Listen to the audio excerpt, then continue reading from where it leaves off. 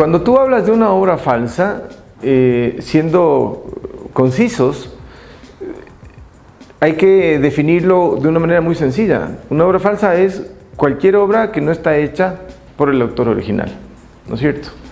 El mundo de la obra falsa es increíble porque con la tecnología y con el paso de los años, las falsificaciones son cada vez más difíciles de ser identificadas. Hay muchísima obra falsa, sobre todo de los pintores más relevantes, porque obviamente si tú vas a falsificar una obra, la intención final es vender esa obra engañando al cliente y que sea para el cliente interesante comprar a un precio bajo, que esa es otra de las características y uno de los avisos principales para el cliente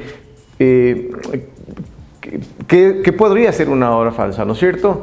Si a ti te venden un cuadro que originalmente vale $20,000 en $1,000 o en $2,000, en vez de ponerte feliz y decir, esta es la oportunidad de mi vida, deberías cuestionarte, ¿por qué me venden tan barato? Ese es un primer aviso. Siempre podría haber una oportunidad loca, ¿no? Que exista, pero normalmente no. Quien tiene un cuadro de $20,000 va a tratar de obtener un valor similar a $20,000 o más, dependiendo del caso. Si es que es un artista muerto, tú dices, no, costaba $20,000, ahora que murió, cuesta más. Podemos decir, y además que ese es un tema interesante, hablando de Tábara, el maestro Tábara acaba de fallecer hace menos de 2 años y sus cuadros se duplicaron de precio. Yo te diría que los más representativos de artistas que se falsifica obra está, por supuesto, el maestro Guayasamín. Dentro de la obra de Kingman hay muchísimas falsificaciones, tanto en óleos como en acuarelas y tintas. Creo que el nivel de falsificación de las tintas, de las acuarelas es inmenso y en algunos casos es bastante difícil darte cuenta si es que es o no un original. Se copia mucho la obra, hablemos en términos correctos, se falsifica mucho la obra del maestro Perugachi, que es el caso justamente del que vamos a hablar. Se falsifica mucho la obra de Niaupari, por supuesto la obra de Ndara Crown, ahora menos porque ya llegó a falsificarse tanto durante tantos años que ya no es interesante para los falsificadores porque esos son obras muy difíciles de vender en precios altos. La obra de Whitman Walsaki se falsifica mucho. Tenemos la obra del maestro Tábara, que creo que ya lo mencioné. Es decir, casi que no hay un pintor importante que no se falsifique. El maestro Antonio Arias también se falsifica. Inclusive la obra de Luigi Stornaiolo, que es tan compleja, tan difícil de copiar. Pensé que nunca iban a haber copias de la obra de Luigi. Sin embargo, hay obras falsas de Luigi Stornaiolo también. ¿Cómo te das cuenta que una obra es falsa? Dependiendo del tipo de lienzo que usaba el pintor, por ejemplo, es uno de los motivos. El maestro Guayasamín siempre pintó en los lienzos que le importaba, por ejemplo. Y normalmente los bastidores también eran muy típicos de él, así como el marco inicial, que era muy sencillito. En el caso del maestro Perugachi, hay varias diferencias. Primero, y en esto creo que es interesante hablar de algo que es la percepción que te da los años de experiencia. Cuando tú has visto muchísima obra, que es mi caso, llevo casi 29 años tratando con obras de arte, tú desarrollas un sentido que te permite descifrar si es que ese cuadro, independientemente de qué autor fue, es o no, o viene o no de manos de un gran artista. Básicamente me refiero a la parte técnica. Cuando hay una copia, normalmente es más rígida, no hay la soltura propia del pintor. Y la voy a comparar con la firma.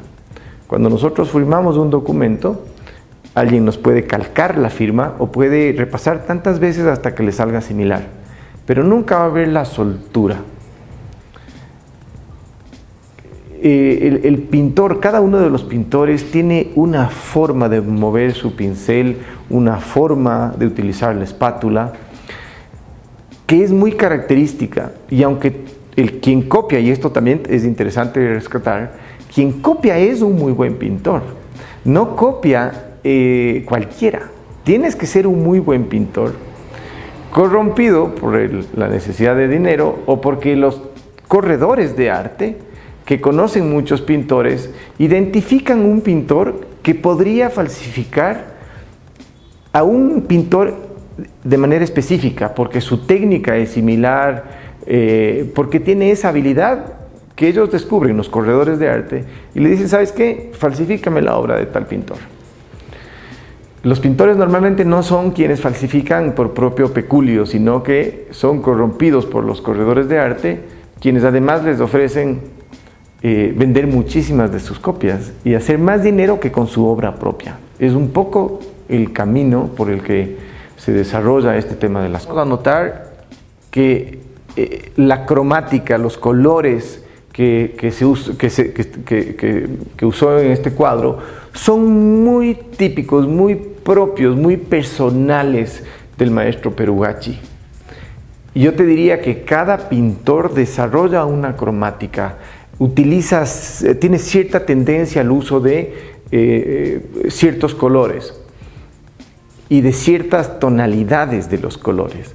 Porque cuando tú pintas, tienes adentro de tu alma una tendencia, tienes una afición, tienes ciertos gustos que los vas a plasmar siempre.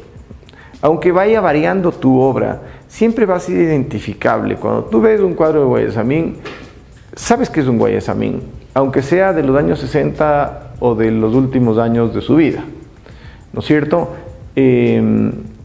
Cambian las temáticas, cambia un poco la técnica o los colores, sin embargo es fácilmente descifrable qué cuadro es de qué pintor. Entonces aquí tenemos primero que los colores son muy... los colores que siempre ha usado Perugacci. Luego tienes el nivel de dibujo de lo que te hablaba antes. Es un dibujo fluido, muy natural, muy sentido. Luego de que atravesaste ya por la parte académica, cuando tienes mucho dominio técnico, dibujas con soltura. Y es el caso de este cuadro tan lindo, ¿no? En cambio que acá vas a encontrarte con justamente lo que te decía. Un dibujo muchísimo más rígido, con los colores que no tienen nada que ver con la cromática que él usó, inclusive la calidad de los materiales es otra, y aquí hay un exceso de texturas que no tiene nada que ver con la obra donde, el caso del maestro Perugacci, sí texturiza las obras. No es este el caso, aquí no encontramos muchas texturas, pero él sí trabaja las texturas en cada parte, en cada área del cuadro. Aquí está texturizado todo el cuadro, seguramente con un rodillo le dieron texturas y sobre eso pintaron. Entonces tenemos también que los colores no corresponden y las manos son muy malas. Versus las manos de Perugacci. Tal vez la comparación no es tan fácil, porque no son cuadros tan similares. Esto es una copia de un cuadro que sí existe en el original, pero si tuviésemos el original, vamos a encontrarnos que el amarillo del cuadro original va a ser muy diferente a este amarillo, y el rojo y los morados y los verdes, todo va a cambiar. ¿Y cómo yo como perito puedo saberlo? Porque he visto los originales. Entonces ahora podemos hablar, si tú quieres, del caso polémico del maestro Endara Crown. Este es un cuadro hecho en 1985, donde vemos y aplicamos lo que te acabo de decir hace un momento. Aquí ves que quien hizo este cuadro es un maestro, tiene una soltura, una propuesta, una cromática, un manejo técnico de un maestro. Y entonces ese es lo primero que tienes que identificar en el momento de hacer un peritaje. Este cuadro viene de estas manos mágicas, con mucho dominio técnico y con muchos años de experiencia, o es un cuadro más bien rígido que evidentemente ha querido falsificar una obra, ¿no? Aquí puedes encontrar, si le acercas tal vez a la cámara, es buena idea, un dibujo maravilloso del caballo, tanto en el dibujo como en la cromática tan propia de él, ¿no? Él trabajó mucho las desproporciones de manera propositiva, y cada uno de los personajes tienen su propia luz y sombra, es decir, un trabajo de muchísimo detalle. Si tú puedes ver milimétricamente las cruces sobre las cúpulas, y si es que también podemos ver, por ejemplo, que los huevos están trabajados con espátula y tienen volumen y tienen mucha textura, y que el tren, la parte superior del tren, por ejemplo, ves una sinuosidad del pincel, ¿no es cierto? Es decir, aquí no hay duda de que es un cuadro original, por supuesto su firma corresponde, y el año nos dice mucho.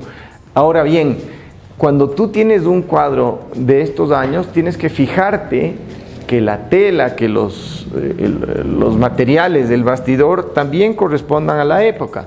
Aquí ves el crecimiento natural de un poco de hongo en el lienzo, producto del paso de los años. También te das cuenta que este es un lienzo que corresponde a estas épocas, porque me doy cuenta en la composición del lienzo, ¿no es cierto? Cómo están las hebras, si es que tienen nudos o no, porque la industria fue mejorando, ¿no? El lienzo que se encuentra hoy es muy diferente a este, por ejemplo.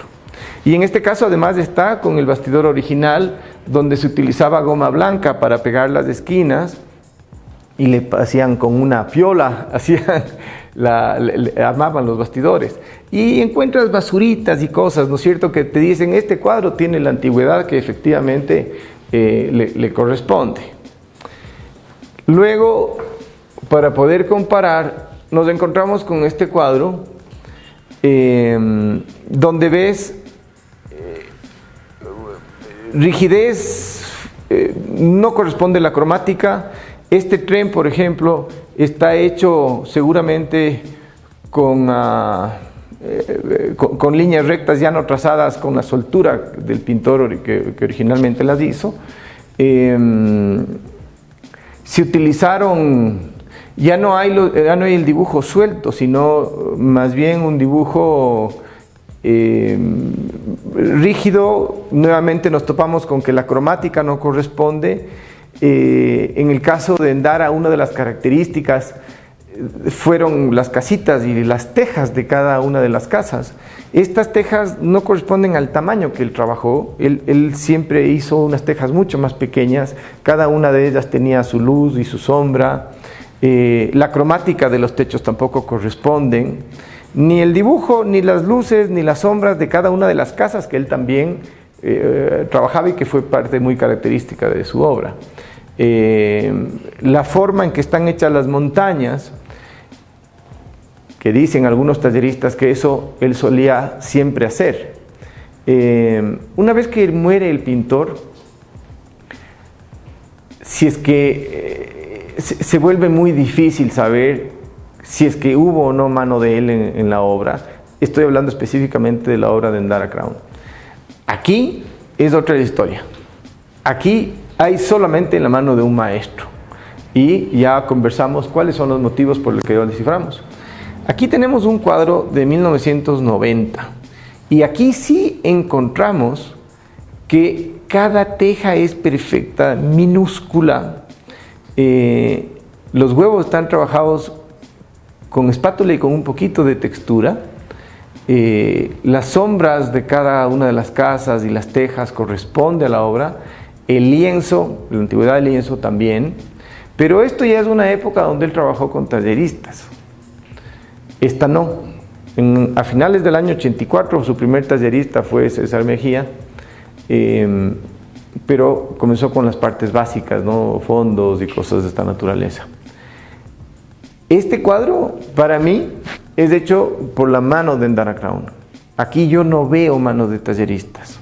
Ahora podemos hablar de la obra del maestro Neupari. Neupari fue un pintor maravilloso, dicho por el maestro Guayasamín en Alemania, en los años 80 me parece. Le preguntaron que en quién dejaría su legado artístico en el Ecuador y dijo: yo dejo el legado artístico del Ecuador en manos del maestro Neupari. Ese fue el nivel artístico de Neupari. Y aquí tenemos un cuadro original y un cuadro falso. Neupari fue un pintor vehemente el rato de pintar, como suelen ser los grandes maestros. Cuando tú tienes ya el dominio técnico asimilado, cuando ya no es una preocupación la parte técnica para ti, te vuelves muy fluido, medio explosivo, dependiendo de la obra y del momento emocional, el rato de pintar una obra. Y eso fue muy característico en la obra de Neupari. Aquí tenemos un toro que está logrado a punte de mancha, ¿no es cierto? De una mancha fuertísima, de muchísimas texturas, y de donde emergen esos ojos que no están claramente definidos y esas fosas nasales que tampoco están extremadamente dibujadas, ¿no es cierto? Aquí no hay realismo, sino es parte de la mancha y que se conjuga en esta cabeza de toro espectacular. En cambio que acá tienes, para tratar de engañar al cliente, muchas texturas, tratando de similar estas texturas que son muy fluidas, ¿no es cierto? Aquí hay mucha textura donde no necesita la obra textura. Hay un dibujo súper rígido, el caballo está bastante bien dibujado, igual que el toro. Entonces esta cabeza es dibujadísima y es muy mala, no corresponde a un gran pintor. Vuelvo a repetir por tercera ocasión, tú tienes que fijarte si es que es un cuadro fluido, si es que esto viene de manos de un gran artista o no. Y esto no viene de manos de un gran artista, es una cabeza mediocre.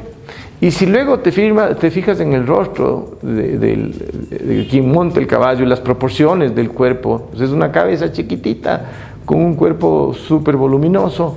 En general tiene muchísimas fallas. Luego los colores, la cromática no corresponde, ni los materiales. Aquí tratan de similar un poco de tintas. Neupari utilizaba tintas, cuentan que su padre tenía una imprenta y que por eso él usaba mucho las tintas, ¿no? Que puede ser inclusive un tema antitécnico, pero él usaba tintas. Entonces aquí tratan de hacer parecer que hubiese el tratamiento de tintas. Así es que bueno, para mí esto es evidente que es un cuadro falso.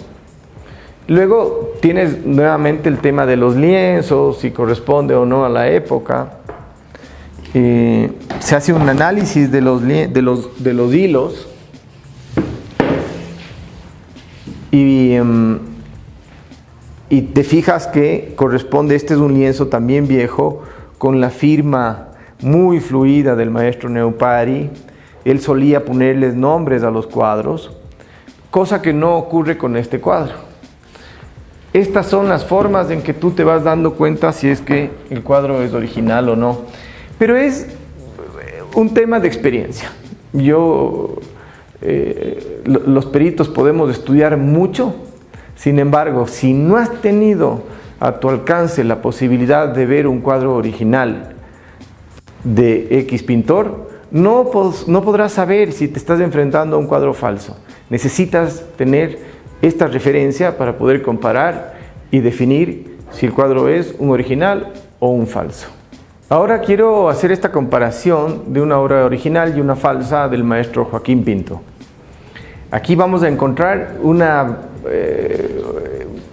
variación importantísima en el nivel de dibujo y en el nivel técnico. Y además, algo muy típico en las falsificaciones, sobre todo en la técnica de la acuarela, que es tratar de envejecer el papel. Si tú puedes dirigir la cámara a este cuadro, que es un cuadro original, Pinto 1901, y te fijas en el rostro de la indígena, es simplemente maravilloso. Es un rostro increíble, de un nivel de detalle. Bueno, es Joaquín Pinto, maestro de maestros. Si tú enfocas este rostro, es muy feo, le falta muchísima técnica, ni hablar de las manos, una mano absolutamente desproporcionada, rígida, muy mal logrados los dedos, pésimamente dibujado la parte superior de la mano y el dedo gordo. Igual esta mano es muy mala, los pies son pésimos, la firma no corresponde, pero más allá de eso, esta es una cartulina que no corresponde a las texturas y al tipo de papel o de cartulina que se utilizaba en la época y que utilizó Pinto, y que evidentemente está envejecido de manera propositiva. Muy mal hecha la falsificación porque es demasiado evidente. Tú tienes formas de envejecer el papel, por ejemplo, con calor. Le vas amarillando y podrías hacer parecer que es un papel antiguo. Pero aquí lo que hicieron es manchar seguramente con un acrílico muy disuelto o una acuarela. Le hicieron al papel amarillento e inclusive generaron unas manchas o no pudieron manejar bien el material y se les manchó, pero está envejecido de manera propositiva. Este es un papel viejo, donde encuentras inclusive pedacitos de papel que se salen y manchas producto del paso del tiempo en el papel, como esta o como estas, ¿no es cierto? Por supuesto, esto es una firma bien lograda con acuarela, muy difícil de hacer, y esta es una firma horrorosa que no está hecha con acuarela. Además, hay otra cosa que es evidente.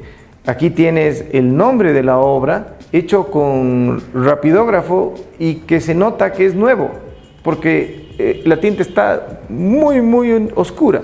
Es una tinta reciente. De tal manera que tienes muchos motivos para darte cuenta que es un cuadro falso. De este interesante análisis sobre la obra de Kingman, aquí tenemos un primer ejemplo, que es un dibujo del año 78, y vamos a encontrar que tiene el papel un poco de hongo, ¿no es cierto? Estas sombras son de manera propositiva en la obra.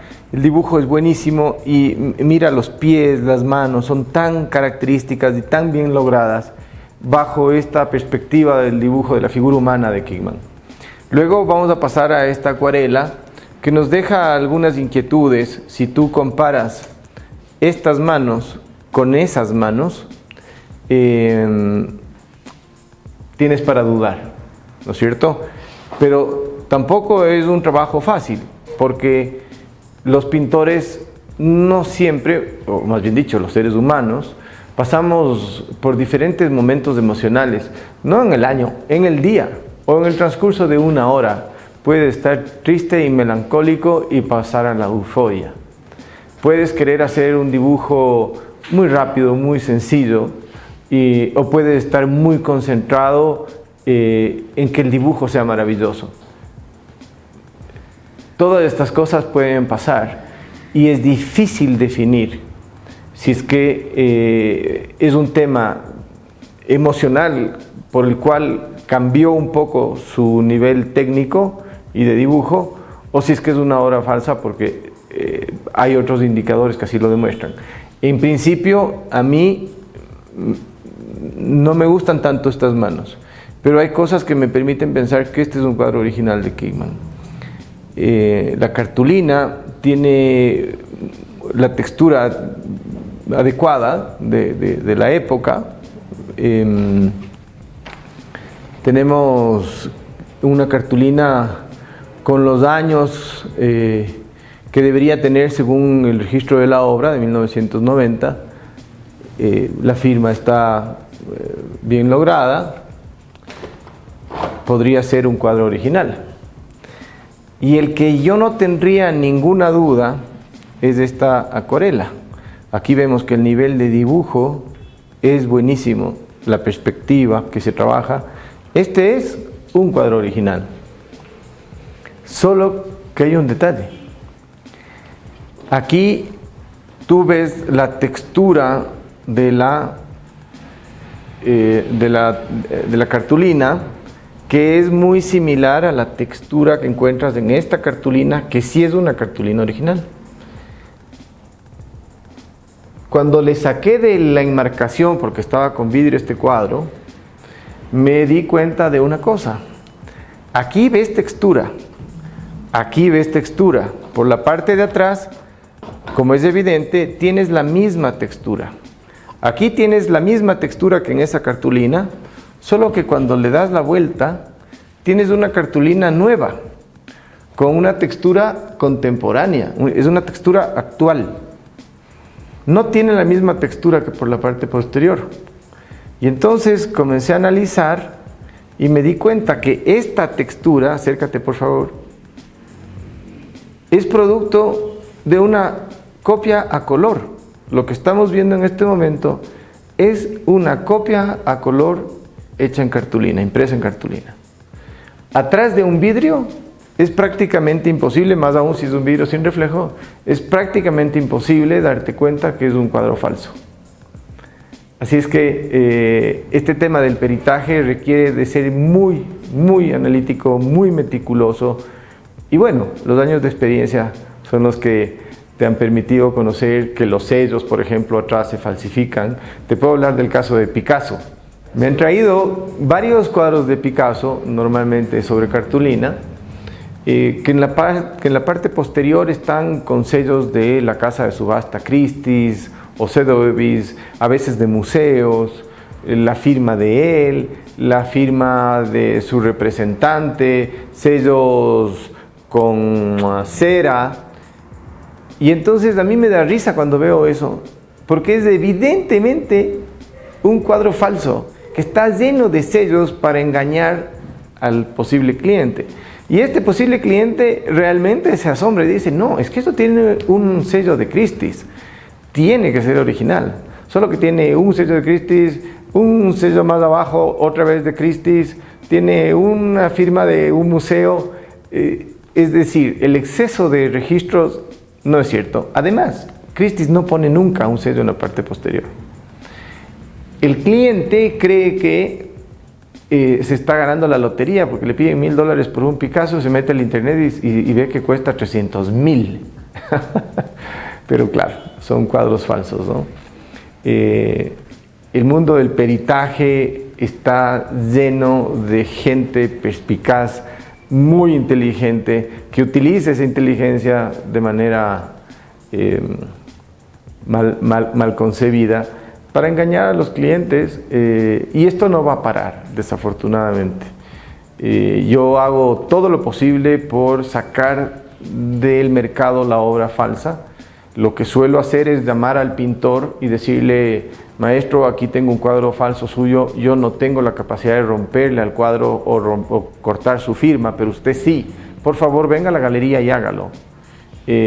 También hago con los hijos de los pintores cuando ya los pintores mueren, y desafortunadamente hay hijos que o no les importa o que inclusive se prestan para certificar obras falsas. A veces hay hermanos de pintores que una vez que fallece el pintor certifican la obra siendo parte de este juego de la falsificación, ¿no?